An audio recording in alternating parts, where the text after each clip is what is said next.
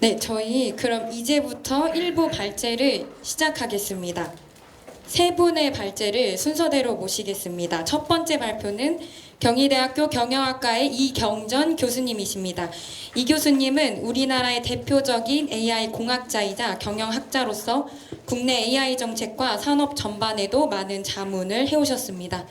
오늘은 AI 역으로 이용하기 알고리즘 시대 뉴 리터러시라는 주제로 발표해 주시겠습니다. 교수님 앞으로 모시겠습니다. 큰 박수로 맞이해 주십시오. 네, 반갑습니다. 오늘 이렇게 미디어 리터러시 희망재단 그다음에 또 펜앤마이크 초청을 받아서 발표를 하게 돼서 영광으로 생각합니다. 저는 이쪽 분야 전문가는 사실 아닙니다. 근데 아마 AI 쪽을 좀 잘 안다고 생각해서 저를 부르신 것 같습니다. 2020년 4월 23일 날 요 근처 펜앤마이크에서 당시에 그 부정선거에 대한 토론을 했습니다. 저랑 이준석 당시 그땐 대표가 아니셨죠. 이준석 씨와 제가 이제 부정선거가 아니다라는 입장이었고 다른 두 분이 해서 유튜브로 한 2시간 반 역사적 토론을 했는데 그게 지금 펜앤마이크 유튜브에서 지워졌어요. 그래서 제가 오늘 이 강연 조건이 그 영상을 저한테 주면 제가 출연하겠다. 그랬더니 그 전에 제가 좀 달라고 해도 펜앤마이크에서 안 주더니 이번에 출연을 제가 그걸 안 주는데 내가 괜히 녹화해봤자 내 마음대로 다 지우면 의미가 없지 않냐. 그래서 그 영상을 다시 달라고 하는 조건에서 제가 수락을 했고요. 진짜 영상을 해서 보내주시더라고요. 네. 다음에 그 영상이 다시 한번 유튜브에 올라가길 저는 기대합니다. 그때 만약 그 가짜뉴스와의 싸움을 좀 더 잘했다면 뭐 윤석열 대통령이 계엄도 안 했겠죠. 대통령 자체가 본인이 이긴 선거 자체를 부정선거라고 믿는다니 정말 그 자체를 믿을 수가 없습니다. 그래서 이 가짜뉴스나 이런 거 얼마나 해악이 큰지 정말 저도 그 당시에 이준석 대표와 좀 더 강하게 싸울 걸 하는 생각이 있었는데 펜앤마이크는 왜 그 영상을 또 내릴 수밖에 없었는지 그게 유튜브의 어떤 검열 요구였는지 잘 모르겠습니다. 저는 뭐 이런 가짜 뉴스 이런 쪽 연구하는 사람은 아니고요. 그래서 오늘 그냥 아마 여는 스피치로 저를 부르셨다 생각하고 그렇게 시작을 하도록 하겠습니다. 한 20분 정도 하라고 그러셨으니까 제가 3시 40분 네 빨리 끝내도록 하겠습니다. 제목을 이렇게 주셨어요. 네. 저는 뭐 제가 지은 게 아닙니다. AI를 좀 제대로 이해시키는 게 오히려 저의 역할이 아닐까 생각을 합니다. 영어로 Artificial Intelligence죠. Artificial이 무슨 뜻인가? 인공위성이 뭡니까? 사람 같은 위성인가요? 아니면 사람이 만든 위성인가요? 사람이 만든 위성이죠. 다른 지구의 위성이고요. 우리 인간은 여러 인공위성을 띄웠습니다. 그런 게 인공위성이죠. 근데 왜 인공지능을 사람 같은 지능이라고 이해할까요? 저는 정말 이해가 안 갑니다. 여전히 자꾸 인공지능을 사람과 같은 거라고 생각하면 우리 인공위성도 사람을 닮은 위성이어서 사람처럼 나는 위성을 만들어야 되겠죠. 그래서 아티피셜이란 말이 인공, 사람이 만들었다는 뜻입니다. 영어로도 사람과 닮았다는 뜻은 전혀 없습니다. 아티피셜이란 말에. 그래서 인공지능이라는 것은 일단 사람이 만든 것이다. 그 부분을 좀 확실하게 했으면 좋겠고요. 그다음에 지능은 무엇이냐? 지능은 제임스 알버스라는 사람이 쓴 논문이 이 인공지능학자들이 이걸 계속 인용하면서 오늘날 해왔습니다. 그래서 굉장히 권위 있는 연구다라고 제가 말씀을 드리고 그 첫 문장이 뭐냐면 지능이란 성공적인 행동을 산출하는 것입니다. 되게 이상하죠? 지능의 정의에 단어가 성공, 행동, 산출 이 세 단어밖에 안 나옵니다. 그래서 지능이라는 걸 너무 막 사고하고 의식이 있고 이런 생각에서 또 벗어나야 된다는 것입니다.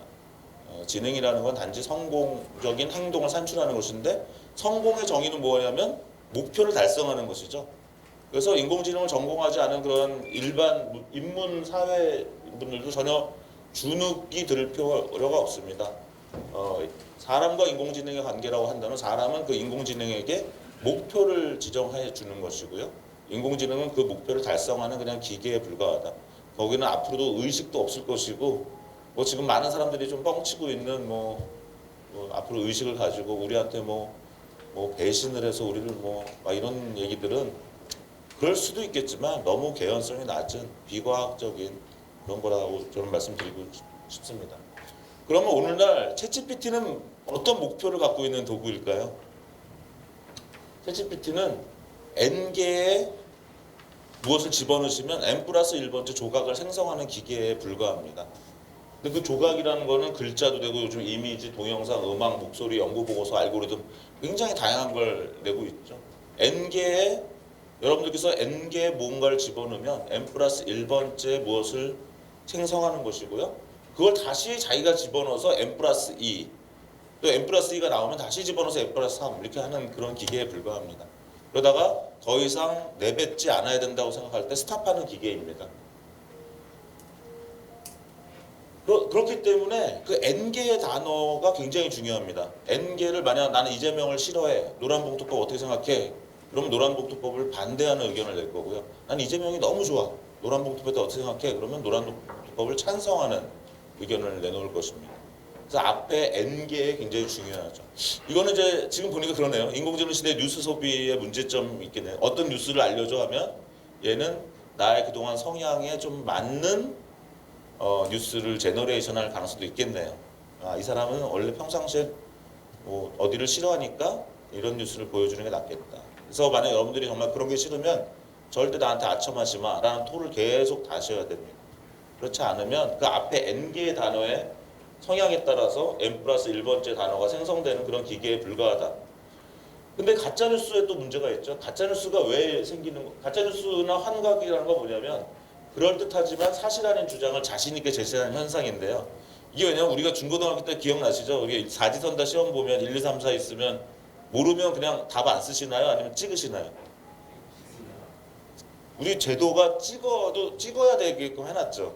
모르면 만약 찍었다가 틀리면 마이너스 점수가 나오게 우리가 학력고사든 뭐 수능이든 내신이든 그렇게 했어야 되는데 우리가 초중고 때 늘 찍으라고 제도가 찍는 사람이 유리한 겁니다. 양심적으로 난 모르니까 답을 안 쓰는 사람은 빵점을 받고요. 찍으면 적어도 4분의 1의 확률로 맞을 가능성이 있게 우리가 배워왔습니다. AI도 좀 똑같습니다. AI도 결국은 찍게끔 이렇게 해놨기 때문에 얘가 몰라도 아는 것처럼 대답을 하는 환각 현상이 일어나는데요. 이게 최근에 한 3주 전에 오픈 AI가 논문에 그렇게 썼습니다. 그래서 앞으로는 아마 어떤 회사는 이제 찍지 않는 AI, 그래서 모르면 모른다고 대답하는 AI가 또 앞으로 나올 수도 있겠습니다. 오늘 꼭 제가 여러분들께 말씀드리고 싶은 것 중에 하나는 이 n개를 집어넣으면 n+1번째 단어를 생성하는 기계에 불과하다고 말씀드렸죠. 예, 그게 목표입니다. 챗GPT에. 근데 그 n이 몇 개냐면요. 오늘 현재 25만 6천 토큰입니다. 한글로 치면 25만 6천 자. 여러분들 챗GPT에 질문하실 때 몇 자로 질문하세요? 100자? 30자? 네. 근데 오늘 현재 챗GPT는 우리한테 질문을 한 번 받을 때 25만 6천 자를 받을 수 있고 영어로 치면 20만 단어 정도를 한 번에 받을 수 있는 기계입니다. 질문을. 근데 우리는 막 100자, 1000자 정도 질문하고 AI가 능력이 없다고 얘기하면 되게 허무하죠. 오늘 현재는 GPT-5가 나온 이후로는 IQ 148입니다. 오늘 현재 GPT-5가. 그 다음에 석사학위자 수준을 넘었죠. 이번에 이제 박사학위자 수준이 됐습니다. 박사학위는 분야는 어딘가요? 모든 분야에. 국문학, 영문학, 사회학, 경제학, 경영학, 물리학, 화학, 생물학. 그래서 모든 분야의 박사학위를 가진 IQ 148 정도가 현재 오늘 우리가 매일매일 쓸 수 있는 GPT-5의 수준입니다. 그래서 그래서 지금은 이제 우리가 어떤 뉴스를 소비하거나 뉴스를 생산할 때도 예전엔 프롬프트 엔지니어링이란 말 들어보셨죠? 지난 2년, 3년 이제 바뀌었습니다. 프롬프트 엔지니어링이 아니라 컨텍스트 엔지니어링이 중요합니다. 우리가 얘한테 25만 6천 자 중에 한 20만 자는 컨텍스트를 줘야 됩니다. 나는 어느 회사 사장이고 또는 어느 회사 기자고 난 이런 기사를 쓰고 싶고 이런 컨텍스트를 충분히 주고 그 다음에 프롬프트를 주셔야 되죠. 그래서 컨텍스트 엔지니어링과 프롬프트 엔지니어링을 해야 되는 상황이고요. 그 다음에 AI는 전혀 육체가 없기 때문에 징벌당하지 않습니다. 얘는 때려도 소용이 없고 감옥에 가도 아무런 소용이 없죠. 우리 인간만이 육체적 고통이 있고 정신적 고통이 있고 체면이 있고 명예가 있고 그다음에 또 감옥에 가면 그 이동할 수 없는 고통이 있기 때문에 또 사형도 당할 수 있고 그래서 인간만이 윤리와 도덕을 지키고 법률을 지킬 성향이 있습니다. 자기가 징벌당하기 때문에. AI는 그런 육체가 없기 때문에 AI는 잘 통제하지 않으면 계속 범죄를 저지르거나 실수를 저지를 가능성이 있습니다. 그래서 이제 인간은 책임감을 가지고 AI의 오류를 찾아내고 이런 것들을 바로잡는 인간을 길러내는 것이 중요한 그런 상황이 되겠습니다. 여기까지 이제 제가 오늘 말씀드리고 싶은 AI의 어떤 성향 이해를 좀 말씀드렸고요. 이제 뉴스 생산 관련해서는 뭐 너무 당연한 내용인데 저는 그렇습니다. 지금 AI 시대의 여러 문제, 뉴스와 관련해서 문제는 결국은 새로운 뉴스 AI 비즈니스 모델을 만들기 전에는 답이 없다고 생각합니다. 그래서 되도록이면 뭘 규제한다, 무슨 제도를 만든다, 로 되는 게 아니고 정말 여러분들께서 만약 문제의식이 있다면 이런 새로운 시대에 정말 좋은 뉴스 에이전시가 될 수 있는 그런 비즈니스 모델이 뭔지 그걸 생각하셔야 된다고 생각하고 그래서 제가 그냥 간단하게 발표 자료를 만들었는데 이걸 또 서술형 자료로 꼭 해달라고 또 그러시더라고요. 일을 2번 시키시길래 제가 그냥 그거는 챗GPT로 해서 여기 있는 자료는 제 파워포인트를 AI가 정리해서 서술형으로 만든 겁니다. 예, 그래서 그렇게 보시면 되겠습니다. 그래서 제가 정리해 본 겁니다. 그래서 뉴스 에이전트의 활용은 뭐 다양한 시각을 제공하는 거죠. 한 사건을 여러 각도에서 신속히 요약 분석할 수도 있고 그래서 시야가 확정되고 맞춤형 뉴스와 배경 지식을 또 줄 수가 있습니다. 또 팩트 체킹을 보조할 수 있겠죠. 그러니까 앞으로는 아마 여러분들의 뉴스 에이전트가 있을 겁니다. 그래서 뉴스 에이전트가 지금 어떤 여러분들만을 위한 굉장히 좋은 뉴스 에이전트가 있을 것이고 여러분들은 그것을 무료로 사용하시거나 유료로 사용하시거나 하시겠죠. 예. 네, 그렇습니다. 그다음에 얼마나 좋습니까? 조선일보가 최근에 제가 발행인을 뵀었는데 뭐라고 하시냐면 9월 3일 날 어떻게 됐죠? 조선일보가 모든 뉴스를 영어로 번역하는 서비스를 시작했습니다. 그때는 그 홍준호 발행인이 그러시더라고요. 이제는 조선일보가 뉴욕타임스를 이길 수 있다. 왜냐 그동안은 뉴욕타임스 조선일보의 그 아킬레스건은 영어 문제였다는 거죠. 근데 동아시아 뉴스나 이런 것도 우리가 더 조선일보가 잘 만들 수 있는데 그것을 소비하게 할 수가 없었는데 이제는 그 스타트업인 업스테이지와 결합해서 모든 기사를 100% 영어로 제공하기 시작한 게 9월 3일입니다. 그래서 조선일보가 뉴욕타임스를 이길 수 있는 시대가 됐다. 우리가 지금 모든 분야에서 한류가 지금 K-팝, 뭐 K-뷰티 나가는 것처럼 이제 K 언론도 세계적 언론이 될 수 있는 그런 상황이 됐고 그러다 보니까 지금 태국에서도 연락이 온다고 합니다. 이제 조선일보의 모든 뉴스를 태국어로 좀 전달할 수 없냐? 그럼 태국에 있는 어떤 여론 주도층은 이제 조선일보 뉴스를 본다라는 거예요. 왜냐하면 태국에 있는 사람들이 뭐 인민일보를 중국 신문을 보기도 좀 그렇고, 그러니까 결국은 동아시아 뉴스의 가장 핵심이 한국 언론이 될 수 있다. 근데 그것은 AI로 인해서 가능하다라는 거죠. 그래서 이제 우리가 어떠한 새로운 뉴스 비즈니스를 만든다 하더라도 이제 처음부터 본투비 글로벌 전 세계의 언어로 전달할 수 있는 한국 사람들이 만든 뉴스 회사가 돼야 된다고 생각을 하고 있습니다. 저는 그런 것들을 만드는 방법밖에 없다. 그렇게 생각하고 있습니다. 그냥 AI 때문에 가짜 뉴스가 횡행하고 그것 때문에 여러 가지 문제가 생기고 있지 않냐. 이거 어떻게 해결해야 돼? 뭐 법을 고쳐야 돼? 올려야 돼? 그게 아니라 오히려 그 AI를 역으로 이용을 하는 거죠. 그런 면에서 오히려 오늘 이 주제를 그렇게 주신 것 같습니다. 그래서 AI가 해줄 수 있는 여러 장점이 있다. 아까 제가 국제적 연결성 강화 이런 것들이 사실 그런 상황이고 뭐 참여 저널리즘 이런 것들도 뭐 인터넷 시대 때부터 나왔죠. 예를 들면 오마이뉴스 같은 것이 세계적으로 인정받는 인터넷 시대에 나온 어떤 언론으로 얘기되고 있잖아요. 물론 지금은 오마이뉴스가 제 기능을 하는지는 모르겠지만 적어도 2000년대 초반에는 이제 그런 기능을 했던 것이고요.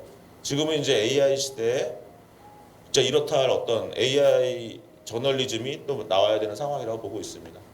제가 뭐 생성형 소비의 물결이라는 거를 지난 6월 21일 한국경제신문에 썼는데요. 뭐 저는 이제 매일 아침 이렇게 챗GPT한테 한번 저한테 이렇게 제가 이렇게 했습니다. 매일 아침 7시 50분에 AI 산업계획학계 오늘 주요 뉴스를 보내줘. 이렇게 한번 제가 이제 명령을 했더니 매일매일 저한테 이메일이 옵니다. 예. 그러니까 저만을 위한 뉴스 에이전트죠. 어떻게 보면 제가 저렇게 간단히 썼지만 사실 충분히 아까 25만 6천 자로 주셔도 됩니다. 예. 저는 지금 뭐 20자밖에 안 썼네요. 예.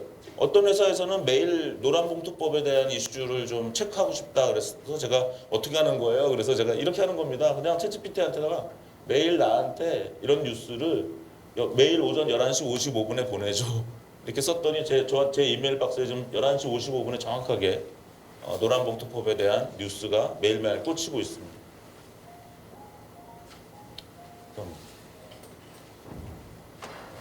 내년 월드컵을 굉장히 기대하고 있습니다. 오늘도 손흥민 선수가 한 골 넣고 한 골 어시스트하고 부항가가 또 해트트릭을 오늘 또 하고 정말 대단하죠.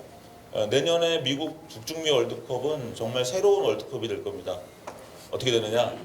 우리가 이제 한국 경기 끝났으면 이강인 하이라이트 보여줘. 카스트로프 하이라이트 보여줘. 이런 게 되겠죠. 지금 우리가 그냥 경기가 끝나면 어떤 선수 개인을 위한 하이라이트를 볼 방법이 없는데 내년에는 분명히 이렇게 될 것입니다. 왜냐? 작년에 이미 미국의 MBC 방송국이 파리 올림픽을 5,000시간을 찍었는데 그 5,000시간을 찍은 게 중요한 게 아니라 소비자들이 하이라이트를 볼 때 MBC 방송국 사이트에 가서 그 피코크라는 AI한테 오늘 한국 체조 어떻게 됐어? 라고 물으면 얘가 한국 체조만의 하이라이트를 만들고 여기 알마이클스의 목소리를 입혀가지고 하이라이트를 제공했다는 것입니다. 그래서 몇만 개냐면 700만 개의 하이라이트 비디오가 만들어졌죠. 결국은 이제는 사람들이 생성해서 소비하는 시대가 됐다. 혹시 여기 계신 분 중 딥 리서치를 써보신 분 있으십니까? 딥 리서치. 예. 딥 리서치를 써보시면 정말 뭐 어마어마하죠. 그래서 챗GPT의 딥 리서치를 써보시면 이제는 책을 내가 읽고 싶은 책을 도서관에서 찾거나 서점에서 찾아서 읽는 시대가 아니라 내가 읽고 싶은 책을 생성해서 소비하는 그런 시대가 왔습니다. 이미 왔죠. 그래서 챗GPT 플러스 회원을 쓰시면 한 달에 딥 리서치를 10개 플러스 15개, 25개 해볼 수 있고요. 저는 챗GPT 프로 회원인데 한 달에 200불을 내고 있습니다. 그러면 딥 리서치를 125 플러스 125에서 한 250개 쓸 수 있는데, 그러니까 이제는 뭐 책이라는 것의 의미가 생성을 해서 이제 뉴스도 마찬가지죠. 제가 이런 뉴스도 제가 생성한 거죠, 사실은. 제가 생성해서 제가 소비하는 것입니다. 그래서 하이라이트도 이제는 소비자가 생성해서 소비하는 거죠. 나는 뭐 박용우를 좋아하는데 나는 김민재를 좋아해. 우리 보면 수비 선수를 위한 하이라이트 같은 게 별로 없잖아요. 김민재 정도는 있지만, 그러면 이제는 내가 좋아하는 선수의 하이라이트를 제공하는. 그럼 유튜브, 제가 이 MBC의 이 사례를 봤을 때 유튜브가 좀 고루한 미디어로 보이더라고요. 왜냐하면 유튜브는 나만을 위한 비디오를 제공하는 매체는 아니죠. 근데 MBC 방송국에 가면 나만을 위한 하이라이트를 제공한다. 그럼 어떻게 됩니까? 이제 아마 내년 월드컵에는 많은 소비자들이 유튜브로 소비를 하지 않고 방송국에 직접 가서 소비를 하겠죠. AI 서비스를 하는 방송. 그럼 앞으로는 언론사도 한국의 KBS도 오늘 두 큰 언론사 사장님을 역임하신 분들도 오셨는데 아마 내년에는 KBS도 이런 AI 기능이 들어가야지만 이제 경쟁력 있는 월드컵 언론이 되지 않을까 생각하고 있습니다. 그다음에 이제 생성 AI 활용 뉴스 생산 소비에 가능한 문제점을 한번 열거해봤습니다. 확증 편향, 아까 말씀드린 그 동조 아첨 아부. 챗GPT를 쓰면 더 정확한 우리가 뉴스를 볼 것 같지만 그렇지 않다라는 거죠. 왜? 얘가 나의 성향을 알죠. 요즘 그런 장난 사람들 많이 하죠. 나에 대해 너 그동안 나 겪어봤지? 나에 대해서 솔직하게 얘기해봐 하는 딱 하면 챗GPT가 정말 적나라하게 나에 대해서 넌 이런 인간이고 너는 어떤 인간이고 다 알고 있죠. 예. 그렇기 때문에 제가 뉴스를 질문해도 챗GPT는 아마 영향을 받을 겁니다. 저의 성향에 대해서. 동저, 아첨, 아부하게 되니까 확증 편향이 점점 증폭되죠. 요즘은 사실 가족들끼리도 말이 안 통하는 사람들이 많이 생겼죠. 카톡방에서 정말 정치적으로 도저히 서로가 서로를 이해할 수 없는 확증 편향에 빠져서 서로가 이제 미쳤다라고 얘기할 그런 시대가 됐는데 그게 어떤 그런 확증 편향이 그래서 어떻게 하면 이 확증 편향을 줄일 수 있을까? 네, 사실은 뭐 지식인들이나 이 언론을 고민하는 분들은 끊임없이 싸워야 되죠. 네. 가족이랑은 싸우면 안 되지만 그런 문제에 대해서 공적으로는 정말 투쟁과 투쟁을 해야 되는 그런 상황이라고 보고 있습니다. 그다음 이제 무의식적인 가짜뉴스 소비 가능성이 되게 많죠. 예, 일단 그 AI 기법에서 RAG라는 기법이 있는데요. RAG라는 기법은 어떠한 정보를 검색해가지고 하나의 그 글로 만들어주는 현상이죠. 요즘은 젊은 세대들은 이제 클릭을 한 번 더 해야 되는 서비스를 안 한다는 거죠. 제로 클릭 시대가 왔다고 합니다. 구글도 이제 AI 모드라는 걸 시작했죠. 그래서 구글에다가 이제 검색해도 그냥 검색하면 또 누르고 또 누르고 또 눌러야 되는데 AI 모드한테 물어보면 이제 더 이상 클릭을 내가 다음에 안 해도 되는. 그렇게 사람들이 편의성이 좋아졌는데 문제는 그렇게 검색을 해서 뉴스 하는 게 저도 써보면 100% 완벽하지는 않습니다. 이 RAG라는 기능이 아직 불완전하기 때문이고요. 그 다음에 이제 악의적 가짜뉴스 생성기. 저 이거 한번 써보셨습니까? 제가 일부러 이 화면을 안 넣었습니다. 여러분들 모르면 모르는 대로 넘어가시는 게 좋아요. 제가 강의를 위해서 한번 했다가 제 가짜뉴스 하나 넣었는데요. 진짜 가짜뉴스 헤드라인이 하나 만들어졌습니다. 근데 제가 이걸 지우려면 한 5만 원 내야 되더라고요. 네. 그래서 사람들이 페이스북에 막 쉽게 지금 가짜뉴스 많이 올리죠. 뭐 KBS 보도, KBS 헤드라인처럼 단독 뭐 이렇게 나오는데요. 그거 만드는 기계가 있는데 여러분들도 함부로 장난하지 마십시오. 하시면 지우려면 5만 원, 뭐 구글에서 구글 검색 지우려면 5만 원 내야 되고요. 네, 그다가 만약 여러분들이 어떤 다른 정치인이나 일반인을 위한 가짜 뉴스를 장난으로 만들었다가 그게 만약 사람들한테 관심이 가서 막 퍼지면 여러분들이 이제 손해배상 해야 되는 상황까지 돼 있습니다. 절대 테스트도 하지 마시고 이런 악의적인 가짜 뉴스 생성기가 지금 범람하고 있습니다. 또 뉴스의 편식 소비, 출처의 불투명성, 뭐 이런 여러 가지 이제 문제점이 있는 것으로 되어 있습니다. 그러면 앞으로 이제 제가 아까 저는 오늘 늘 이런 토론회를 하면 뭐 정부가 뭘 해야 된다, 뭐 법을 고쳐야 된다, 뭐 여러 가지 이런 얘기가 나오는데 저는 경영학과에 있어서 그런지 몰라도 또 기술을 하는 사람인지 몰라도 결국은 어떤 창업가가 나와야 된다. 뉴스 창업가가 나와야 된다. 그래서 현재 문제를 어떻게든지 비즈니스로 해결하는 아니면 서비스로 해결하는 그러한 분들이 나왔으면 좋겠고요. 그러면 아까 첫 슬라이드로 다시 돌아가면 AI는 뭐다? 성공적인 행동을 산출하는 것이고 성공이란 뭐다? 목표를 달성하는 것이고 그럼 만약 우리가 새로운 문제의식을 가진 어떤 AI 뉴스 비즈니스는 그 목표를 어디에 둘 것인가 라는 것을 목표를 잘 설정하시고 이거 더 앞으로 갔나요? 이거 AI가 들어갔나요? 어떻게 더 이렇게 앞으로 갔죠? 네. 어쨌든 그렇게 어떤 목표를 저는 이제 뭐 가짜뉴스 편향의 최소화라든가 투명성, 다양성, 참여성의 극대화라든가 뭐 이런 식으로 한번 정해보고 비즈니스 모델을 만들어보는 사례를 이건 제가 좀 다 설명드릴 내용은 아니고 그냥 사례만 한번 만들어 봤고요. 여러분들께서 책자를 또 읽어보시고 그런 부분에 또 관심 있는 분들은 오늘 여기 굉장히 젊은 분들이 많이 오셨고 앞으로의 이 언론 환경을 위해서 또 일하실 분들이 있을 것 같아서 참고하시라고 자료만 드리는 걸로 생각을 하도록 하겠습니다. 마치겠습니다. 고맙습니다.